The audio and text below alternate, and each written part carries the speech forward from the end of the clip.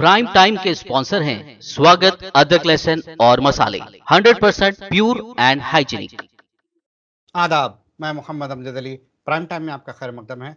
नाज़रीन किराम, 28 सफ़रुल मुज़फ़्फ़र इस्लामी तारीख़ में एक बहुत अहम तारीख़ है। सरवर कायनात मोहसिन इंसानियत हुज़ूर पाक सल्लल्लाहु अलैहि वसल्लम के आंगन में दो फूल खिले, जिनको हुज़ूर सल्लल्लाहु अलैहि वसल्लम ने फरमाया कि ये मेरे दो आँख हैं, जिनमें से एक साहिबजादे, जो बड़े साहिबजादे जो हुज़ूर सल्लल्लाहु अलैहि वसल्लम के नवासे होते हैं, उनकी शहादत की तारीख़ है। यूँ तो इमाम हुसैन रज़ी अल्लाह ताला अन्हु को बड़े पैमाने पर याद किया जाता है। सारी दुनिया को मालूम होता है कि ये फ़लाँ फ़लाँ तारीख़ है, मगर उनके बड़े भाई और हुज़ूर सल्लल्लाहु अलैहि वसल्लम की निगाह में उतनी ही अहमियत रखने वाले शहज़ादे हज़रत हसन मुज्तबा रज़ी अल्लाह ताला अन्हु को कम ही याद किया जाता है। ऐसा अगर किया गया तो ये हुज़ूर सल्लल्लाहु अलैहि वसल्लम की नाराज़गी का बास हो सकता है। बेशक लिहाजा हमने ये मुनासिब समझा कि हज़रत इमाम हसन रज़ी अल्लाह ताला अन्हु को याद किया जाए। इस गर्ज से हमने दावत दी है सैयद ख्वाजा मोइज़ुद्दीन अशरफ़ी साहब को, जो कि ख़तीब हैं जामा मस्जिद मोहम्मदिया किशनबाग के, और हमारे बहुत ही करम फरमा हैं, बहुत ही बेहतरीन मुदल्लल अंदाज में बयान करते हैं। लिहाजा हमने मौजू समझा कि मोइज़ुद्दीन अशरफ़ी साहब से हसन रज़ी अल्लाह ताला अन्हु के ताल्लुक़ से बात की जाए। मौलाना, आपका बीबीएन चैनल पर खैर मकदम है। अस्सलामु अलैकुम वरहमतुल्लाहि वबरकातुहू। जी वालेकुम अस्सलाम वरहमतुल्लाहि वबरकातुहू।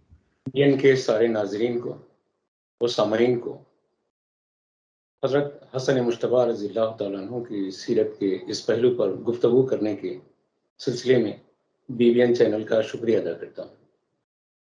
जी बहुत शुक्रिया मौलाना। सबसे पहले मैं ये जानना चाहूँगा कि हसनैन करीमैन कहा जाता है, हुज़ूर सल्लल्लाहु अलैहि वसल्लम इन दो शहजादों के ताल्लुक़ से क्या फरमाते थे? देखिए, आम इंसानी ताकतें मनाक़िब हसनैन करीमैन की तमाम खूबियों को इकट्ठा करने में आजिज़ हैं। ये हज़रात अंबिया और हज़रात सहाबा का एक ख़ास वस्फ़ रहा है कि ख़ानदान नबूवत से मोहब्बत हर दौर में उम्मत के लिए एक ख़ुसूसी पहचान रही। सरकार हसन मुज्तबा रज़ी अल्लाह ताला अन्हु वो ज़ात गिरामी हैं जिनके बारे में ये कहा जाए और जो कुछ कहा जाए वो कम है कि वो सैयदुस सादात हैं, वो सरापाए कमालात हैं, वो साहिबे करामात हैं, वो चश्मे शराफत हैं, वो आफ़ताब सखावत हैं, वो महताब इमामत हैं, वो इमाम शरीयत हैं, वो वाक़िफ़ असरार हकीकत हैं। सरकार हसन मुज्तबा गव्वास बहरे मारिफत हैं, मीनार शुजात हैं, हुस्न हिदायत हैं, वो जमाल मुस्तफ़ा सल्लल्लाहु अलैहि वसल्लम के पढ़तो हैं, वो तो शेर खुदा के चश्मो चिराग हैं, वो हज़रत अमीरुल मोमिनीन इमाम हसन मुज्तबा रज़ी अल्लाह ताला अन्हु जो बहरे सखावत हैं, बहरे शराफत हैं, और उनकी ज़ात गिरामी उम्मत के लिए मीनार हिदायत है। अल्लाह के रसूल सल्लल्लाहु अलैहि वसल्लम ने जिनका नाम हसन रखा है, मेरे और आपके नाम मेरे और आपके अब्बा रखते हैं, दादा रखते हैं, नाना रखते हैं, ख़ानदान वाले रखते हैं, लेकिन सरकार हसन मुज्तबा का या सरकार हुसैन का ये नाम मोहम्मद रसूलुल्लाह सल्लल्लाहु अलैहि वसल्लम ने रखा है। और हसन के माने ही ये हैं कि बहुत खूब, जिसकी बेइंतहा तारीफ की जाए, یہ ہیں سرکار حسن مجتبیٰ، اور آقا کریم صلی اللہ علیہ وسلم نے آپ کی کنیت شبر رکھی۔ جی، یہ کہا جاتا ہے کہ اللہ نے نام رکھا تھا شبر و شبیر۔ ایک روایت کے مطابق اللہ کی طرف سے اشارہ ملا تھا مصطفیٰ جان رحمت صلی اللہ علیہ وآلہ وسلم کو، اور مصطفیٰ جان رحمت نے اپنے رب کریم کے اشارے سے اپنے ان شہزادوں کے نام تجویز فرمایا۔ یہ بات درست ہے، اس لیے کہ قرآن حکیم گواہ ہے، وما ينطق عن الهوى ان هو وحی یوحی، تمہارا محبوب کہتا ہی نہیں، اگر کچھ کہتا ہے تو وہ سراپا ہدایت ہے، وہ سراپا اللہ کی طرف سے، وہ ان کا نطق ہدایت ہے۔ جی، میں یہ جاننا چاہوں گا کہ امام حسن رضی اللہ تعالیٰ عنہ کے عادات و اطوار کیسے تھے، ان کے اخلاق کیسے تھے؟ صاحب، اخلاق مصطفیٰ صلی اللہ علیہ وسلم کو اگر سمیٹ لیا جائے تو یہ کہا جا سکتا ہے کہ حسنین کریمین کے اخلاق وہی مصطفیٰ جان رحمت کے اخلاق ہیں۔ یہ بھی کہا جاتا ہے کہ امام حسن رضی اللہ تعالیٰ عنہ اور امام حسین رضی اللہ تعالیٰ عنہ کو حضور صلی اللہ علیہ وسلم کے جسم مبارک کی مشابہت ملی ہے، تو کس کو کیا ملا ہے، ذرا اس کی وضاحت فرمائیں۔ جی، آپ ایک مرتبہ میں سوال سن نہیں سکا، پھر دوہرا دیں تو مہربانی ہوگی، کچھ شور کی آوازیں تھیں۔ جی جی جی، یہ میں نے سنا ہے کہ حسنین کریمین کو حضور صلی اللہ علیہ وسلم کا جسم مبارک کی مشابہت ملی ہے، دونوں کو، کچھ حصہ حسن رضی اللہ تعالیٰ عنہ کو، کچھ حصہ حسین رضی اللہ تعالیٰ عنہ کو، تو کس کو کیا ملا، اس کے بارے میں جاننا چاہوں گا۔ آقا کریم صلی اللہ علیہ وسلم نے بلا شبہ اپنے جسم پاک کے وجود کو تشبیہ دی ہے سرکار حسن سے اور سرکار حسین سے، اور فرمایا ہے کہ میرا نصف حصہ حسن ہے اور نصف حصہ حسین ہے۔ تو آقا علیہ الصلوۃ والسلام کے جسد مبارک، وجود مبارک کی یہ جو تشبیہ ہے، یہ سید عالم صلی اللہ علیہ وسلم نے یہ اعزاز حسنین کریمین کو دیا، بلا شبہ ترمذی اور دیگر احادیث میں یہ بات منقول ہے۔ تو چہرے مبارک کی مشابہت کس کو ملی؟ میں تو کہتا ہوں کہ یہ تخصیص نہیں ہے، چہرے مبارک، دست مبارک، آپ کی چشمان مبارک، آپ کے لبھائے مبارک، یا آپ کے جو ہیں کان مبارک کی کوئی کلی طور پر ایسی کوئی تشبیہ نہیں ہے۔ یہ کل وجود مصطفیٰ صلی اللہ علیہ وسلم سے یہ دونوں بھی مزین ہیں، اور اخلاق مصطفیٰ سے بھی اور شبیہ مصطفیٰ سے بھی۔ جی،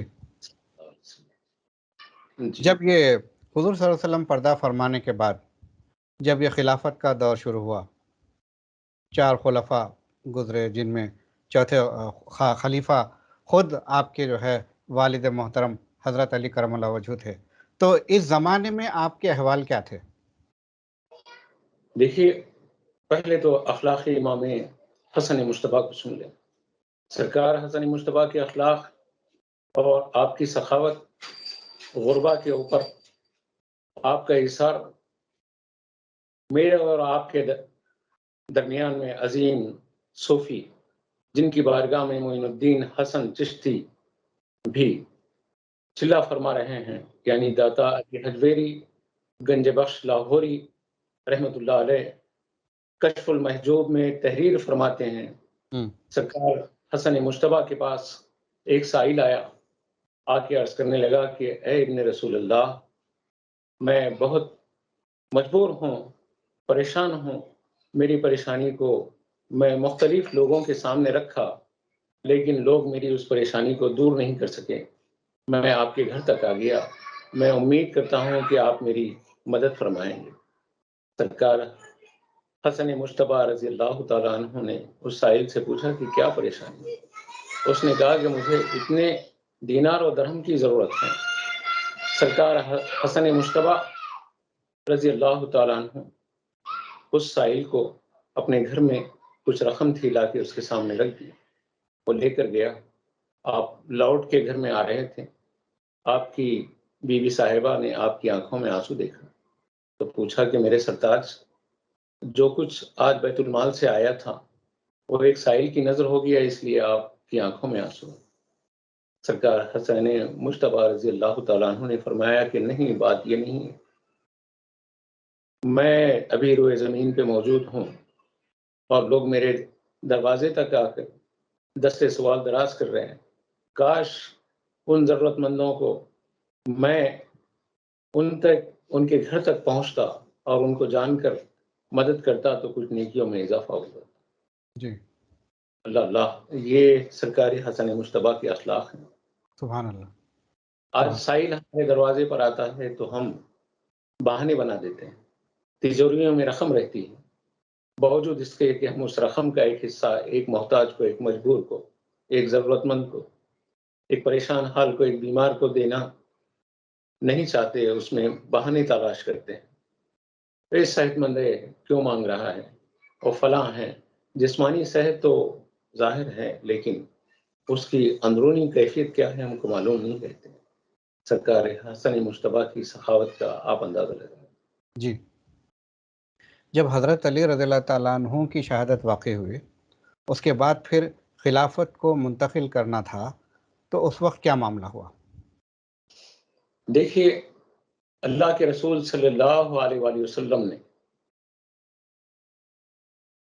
ترمذی شریف کی روایت ہے اور مختلف احادیث میں اس روایت کو نقل کیا گیا ہے، واضح طور پر آقا صلی اللہ علیہ وسلم نے یہ فرمایا کہ میرا بیٹا سید ہے، مسلمانوں کے دو گروہوں میں یہ اتحاد کروا دے گا۔ جب خلافت کے مسائل درپیش ہوئے اور حضرت امیر معاویہ رضی اللہ تعالیٰ عنہ خلیفہ کی حیثیت سے امت کے سامنے آئے، اختلاف امت میں آیا، اس موقع پر سرکار حسن مجتبی رضی اللہ تعالیٰ عنہ نے اس حدیث کے مطابق عمل کیا اور مسلمانوں کے آقا نے مسلمانوں کے ارشاد فرمایا، مسلمانوں کے دونوں گروہوں میں آپ نے خلافت کے دعوے سے دستبرداری کر کے اتحاد پیدا کر دیا۔ جی، تو کیا جو حضور صلی اللہ علیہ وسلم نے پیشن گوئی فرمائی تھی، کیا اس کے عین مطابق یہ ہوا دستبرداری، کیا جو صلح ہوئی تھی؟ الحمدللہ یہ صلح آقا کریم صلی اللہ علیہ وسلم کا منشا تھا۔ آقا کریم صلی اللہ علیہ وسلم کو رب کریم نے اپنے کرم سے علوم غیبیہ سے مالا مال فرمایا ہے، اور سید عالم صلی اللہ علیہ وآلہ وسلم نے آنے والے حالات کی جو نشاندہی کی تھی اس کی وضاحت کر دی گئی، اور عملی طور پر امام حسن مجتبی رضی اللہ تعالیٰ عنہ نے یہ چیز امت کے سامنے پیش کی، تو گویا حسن مجتبی کا عمل مصطفیٰ جان رحمت صلی اللہ علیہ وسلم کے معجزات میں سے ایک معجزہ بھی ہے۔ جی، جو صلح ہوئی ہے۔ جی، تو یہ جو صلح ہوئی یہ کیا دین کو بچانے کے لیے تھی یا سیاسی اغراض کے لیے تھی؟ بہت اچھی بات کی آپ نے۔ خاندان نبوت کو تخت و تاج سے یا اقتدار سے یا سیاست سے کیا لینا دینا ہے؟ ارے ان کے غلاموں کی یہ کیفیت ہے کہ مجھے جس سلسلے سے نسبت ہے، شرف غلامی ہے، مخدوم اشرف جہانگیر سمنانی ایران کے شہنشاہ ہیں، اور دین کے لیے تخت و تاج کو ٹھوکر مار کر وہ ہندوستان کی طرف تشریف لا رہے ہیں، تو ان کے آباء و اجداد میں حسن مجتبی کے شمار ہوتا ہے۔ حسن مجتبی سیاست کے لیے، اقتدار کے لیے، طاقت کے لیے کیا یہ چیزیں ہیں؟ وہ تو جنت کے سرداروں میں سے ایک سردار ہیں، بلکہ جنت تو انہی کے لیے بنائی گئی ہیں، آپ کے اور میرے لیے تو ان کی خیرات میں، ان کے صدقے میں جنت ملے گی۔ تو جو جنت کے سردار ہیں ان کو دنیا کی دولت سے، دنیا کے اقتدار سے، دنیا کی سیاست سے کیا لینا دینا ہے؟ ٹھیک ہے، انہوں نے مسلمانوں کے صرف اتحاد کے لیے اور اسلام کو مختلف گروہوں میں تقسیم ہونے سے بچانے کے لیے صلح کی ہے۔ جی، تو کیا اسلام اور سیاست دونوں ایک ساتھ چل سکتے ہیں یا الگ ہونا چاہیے؟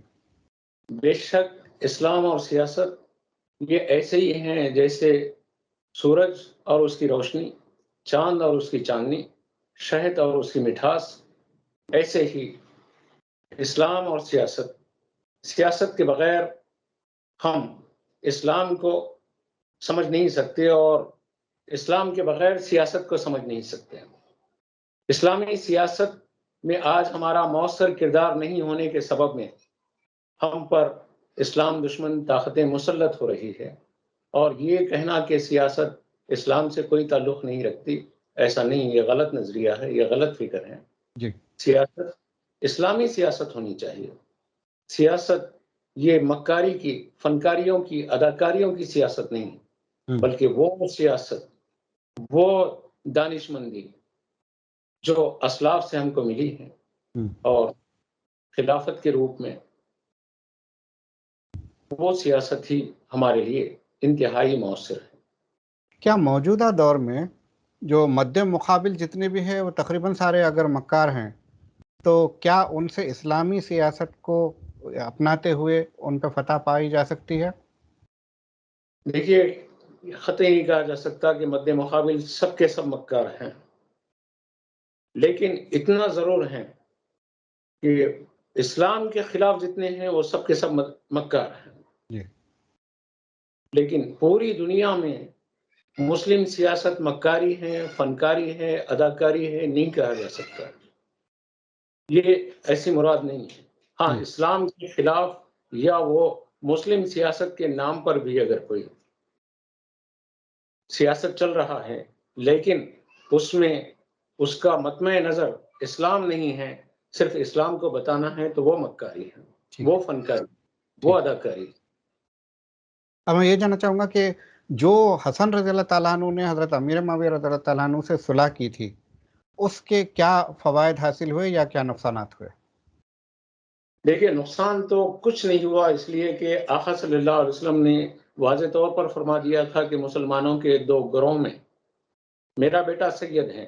سب لوگ سید اپنے آپ کو بولتے ہیں، لکھتے ہیں، ان کے باپ دادا کی نسبتوں سے سید چلتا ہے، لیکن کائنات کا پہلا سید حسن مجتبیٰ ہے، جی جس کو آقا کریم صلی اللہ علیہ وآلہ وسلم نے منبر پر جلوہ فرما ہو کر فرمایا کہ میرا یہ بیٹا سید ہے۔ تو گویا اس سید نے جو کچھ صلح کی ہے اس سے نقصان قطعی نہیں ہوا ہے، بلکہ آقا کریم صلی اللہ علیہ وسلم کے اس فرمان کے مطابق مسلمانوں میں اتحاد ہوا ہے، مسلمانوں میں صلح ہوئی ہے۔ جی جی تو اب یہ جو ہوا، آپ نے تو کہا کہ اس سے کوئی نقصان نہیں ہوا، مگر اس کے بعد سے کوئی ایک طرف ہو گئے، کوئی ایک طرف ہو گئے، امت بٹ گئی۔ بہت صحیح ہے کہ حسن مجتبیٰ کے دور سے امت نہیں بٹی۔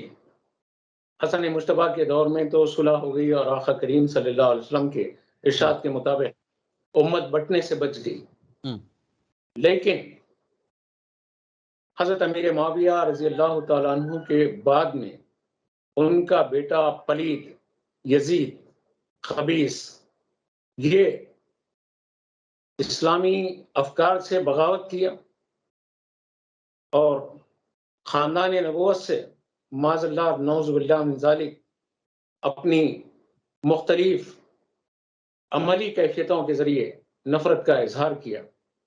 وہاں سے اختلافات شروع ہوئے، اسی لیے سلسلے اشرفیہ کی عظیم المرتبہ شخصیت غازی ملت سید محمد ہاشمی میاں فرماتے ہیں کہ ہم اس سے کبھی بھی جنگ نہیں کریں گے جس نے صلح کی ہے، اور ہم اس سے کبھی صلح نہیں کریں گے جس سے امام حسین نے جنگ کی ہے۔ تو امام حسن نے حضرت معاویہ رضی اللہ تعالیٰ عنہ سے صلح کی ہے، اور حضرت معاویہ رضی اللہ تعالیٰ عنہ سے ہم کبھی اختلاف، بے ادبی، بدتمیزی کا کوئی پہلو نہیں کر سکتے، اور اگر کریں گے تو حسن مجتبیٰ رضی اللہ تعالیٰ عنہ پر انگلی اٹھے گی۔ ہاں، یزید پلید کی ہم حمایت نہیں کر سکتے، اس لیے کہ امام حسین رضی اللہ تعالیٰ عنہ نے اس سے جنگ کی ہے، اور وہ جنگ کوئی سیاسی جنگ نہیں تھی، دین کی حفاظت کے لیے، دین کے تحفظ کے لیے شریعت کی حفاظت کے لیے، قرآن کے تحفظ کے لیے امام حسین رضی اللہ تعالیٰ عنہ اور ان کے احباب و انصار نے اپنی جانوں کو اللہ کی راہ میں قربان کیا، اور یزید پلید کے خلاف ان لوگوں نے اسلام کی آواز حق کو بلند کیا۔ جی جی، کچھ لوگ یہ کہتے ہیں کہ امیر معاویہ رضی اللہ تعالیٰ عنہ نے موقع دیا تبھی تو یزید نے ایسا کیا، تو کیا ان کو نشان ملامت بنایا جا سکتا ہے ایسا کہہ کر؟ نعوذ باللہ من ذالک، حضرت امیر معاویہ رضی اللہ تعالیٰ عنہ نے یزید پلید کو ساری وصیتیں اور نصیحتیں جو کچھ کی تھی وہ معتبر کتب میں درج ہیں، اور اگر کسی کے بیٹے نے باپ کی نہیں مانی تو وہ تو خدا کی بھی نہیں مانتا تھا، تو اپنے باپ کی اگر وہ نہیں مانی تو اس کا باپ مجرم کیا ہوا؟ وہ پلید اللہ کا باغی، اللہ کے رسول کا باغی، قرآن کا باغی، بلکہ دین کا باغی، اس کو دنیا ہی سب کے اسی میں دنیا میں کشش محسوس ہو رہی تھی، اور اس کی جو پلید حرکتیں ہیں اس کا وبال حضرت امیر معاویہ رضی اللہ تعالیٰ عنہ پر کسی بھی طریقے سے ڈال دینا، یہ دیانتداری کی بات نہیں، ایمانداری کی بات نہیں۔ جی، یہ کہا جاتا ہے کہ امام حسن رضی اللہ تعالیٰ عنہ کو ان کی بیوی نے زہر دیا جس کی وجہ سے ان کی شہادت واقع ہوئی، اس بات میں کتنی امجد صاحب آپ نے بہت اچھا سوال اٹھایا کہ یہ بات بہت ساری کتابوں میں درج ہے، اور بہت سارے ہمارے علماء نے بھی لکھا ہے۔ یہ روایتیں اور اس قسم کی باتیں یقیناً پائے تحقیق کو نہیں پہنچ سکتی، اس لیے کہ انہی کتابوں میں یہ بات بھی لکھی ہوئی ہے، امام حسین رضی اللہ تعالیٰ عنہ نے سرکار حسن مجتبی رضی اللہ تعالیٰ عنہ سے زہر کی اس کیفیت میں تکلیف میں آپ نے سوال کیا تھا کہ بھائی جان بتا دو کس نے زہر دیا ہے۔ سرکار حسن مجتبی رضی اللہ تعالیٰ عنہ نے خاموشی اختیار کی، کہیں کوئی روایت بتا دے کہ امام حسن مجتبی نے یہ بتایا کہ فلاں نے زہر دیا۔ جس کو زہر دیا گیا اور اگر وہ جانتے تھے تو کیوں خاموش رہے؟ وہ قطعی کہیں تاریخ میں یہ بات نہیں بتائی جاتی، اور اس طریقے سے یہ بات خاندان نبوت کی ایک بہو پر ایسے الزام لگا دینا اور اس قسم کی باتیں کرنا یہ شرعاً درست نہیں۔ کیا ہو سکتی ہے یہ الزام لگانے کی؟ یہ میں آپ کے چینل پر کسی فرقے کی بات نہیں کروں گا، لیکن یہ وہ لوگ ہیں کہ جو سب سے پہلے اسلام سے کٹے، سب سے پہلا فرقہ جو سواد اعظم سے علیحدہ ہوا، اس فرقے نے بے شمار الزامات لگائے، خلافت پر لگائے، صدیق اکبر پر لگائے، فاروق اعظم پر لگائے، عثمان غنی پر لگائے، مولا علی پر لگائے۔ ایسے ہی وہی گروہ یہ الزام کو بھی تقویت پہنچایا۔ ٹھیک ہے، تاریخ یہاں پر خاموش ہے۔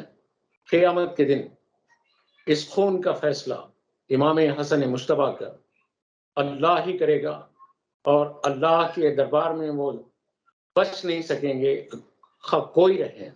ٹھیک۔ لیکن جو چیز ہمارے علم میں نہیں ہے وہ کسی کی طرف منسوب کر دینا یہ شرعاً درست نہیں ہے۔ ٹھیک، آخر میں آپ امت مسلمہ کو کیا پیغام دینا چاہیں گے اس موقع پر؟ میں اس موقع پر سرکار حسن مجتبی صلی اللہ علیہ وسلم کی سیرت کے پہلو میں جو آپ کا صبر ہے، جو آپ کا تحمل ہے، جو آپ کا حلم ہے، جو آپ کی شرافت ہے، اس کو پڑھنے سمجھنے کی ضرورت ہے۔ میں پیغام یہ دینا چاہتا ہوں میری قوم کے نوجوانوں کو کہ میرے اور آپ کے داتا سیدنا علی حجویری داتا گنج بخش لاہوری رحمۃ اللہ علیہ نے کشف المحجوب میں تحریر فرمایا کہ ایک شخص سرکار حسن مجتبی کے پیچھے پیچھے چلتے چلتے آپ کی شان میں نازیبا الفاظ بک رہا تھا، آپ برداشت کر رہے تھے اور اس کو کچھ نذرانی کے طور پر دے دیے کہ سمجھے کہ بھوکا ہوگا، سمجھے کہ پریشان ہوگا، سمجھے کہ اس کو کچھ حاجت ہوگی، اور یہ بکتا جا رہا ہے۔ وہ جب بکتا بکتا آپ کے گھر کے قریب کی طرف، محلے کے قریب کی طرف تک پہنچ گیا تو آپ نے کہا کہ دیکھو اب تک تو میں سنتا رہا، اب میں جس علاقے میں رہتا ہوں وہاں لوگ تمہاری اس بات کو برداشت نہیں کریں گے، سنیں گے نہیں، تو کہیں ایسا نہ ہو کہ تمہاری پٹائی ہو جائے، اس لیے اپنی زبان کو بند کر۔ تو کتنی محبت تھی اس امت سے سرکار حسن مشتبہ کو، ایک نالائق آپ کی شان میں بے ادبی کر رہا ہے اور آپ برداشت کر رہے ہیں، لیکن جب اس کے مار کھانے کی منزل قریب آتی ہے تو آپ اس سے کہتے ہیں کہ تم مجھے کچھ کہتے ہو تو مجھے تکلیف نہیں ہوتی، لیکن تم کو مار پڑے گی تو مجھے تکلیف ہوگی۔ آج ہم کو اپنی زندگی کے عملی معاملات میں اپنی ذات کے لیے لوگوں کو معاف کرنے کی یہ خصلت پیدا کرنے کی ضرورت ہے، عفو کی، درگزر کی یہ عادت پیدا کرنے کی ہے۔ میری قوم کے نوجوانوں، تم قتل کر رہے ہو، تم غارت گیریوں کی داستانوں کو رقم کر رہے ہو، تمہاری برائیوں سے اخبارات کے صفحے اور سوشل میڈیا اور الیکٹرانک میڈیا میں آئے دن سننے والوں کے کان اور دیکھنے والوں کی نگاہیں آپ دیدہ ہو رہی ہیں۔ خدا را اپنے بزرگوں کی تعلیمات پر عمل کرو، سرکار حسن مشتبہ کی تعلیمات، محمد رسول اللہ کی تعلیمات، حسن مشتبہ کی تعلیمات، مولا کائنات کی تعلیمات، حسن مشتبہ کی تعلیمات، خیر النساء سیدہ فاطمہ رضی اللہ تعالی عنہا کی تعلیمات ہیں۔ اگر تم دنیا میں سرخرو اور آخرت میں اللہ کی نعمتوں سے مالا مال ہونا چاہتے ہو تو جنت کے اس سردار کی غلامی اپنے لیے سرمایہ افتخار سمجھو۔ بہت شکریہ مولانا۔ تو ناظرین، یہ تھے جناب مولانا سید خواجہ معز الدین اشرفی صاحب، جو کہ حسن مجتبیٰ رضی اللہ تعالیٰ عنہ کے تعلق سے بیان فرما رہے تھے۔ کافی مفید معلومات ان سے حاصل ہوئے، حالانکہ یہ اتنی بڑی عظیم شخصیت کے تعلق سے گفتگو کرنا ہمارے بساط کی بات نہیں ہے، اور نہ ہی اتنا چھوٹا سا وقت اتنے سارے باتوں کو سمیٹ سکتا ہے، مگر ہماری ایک ادنا سی کوشش ہے اللہ کی بارگاہ میں قبول ہو، اور جس طرح سے مولانا نے آخری میں جو امت کے نام پیغام دیا ہے، اگر یہ سب اپنا لیں تو ایک امت، مثالی امت بن سکتی ہے، لوگوں کے لیے مشعل راہ بن سکتی ہے۔ اگلے ایپیسوڈ تک کے لیے ہمیں دیجیے اجازت۔ شب بخیر۔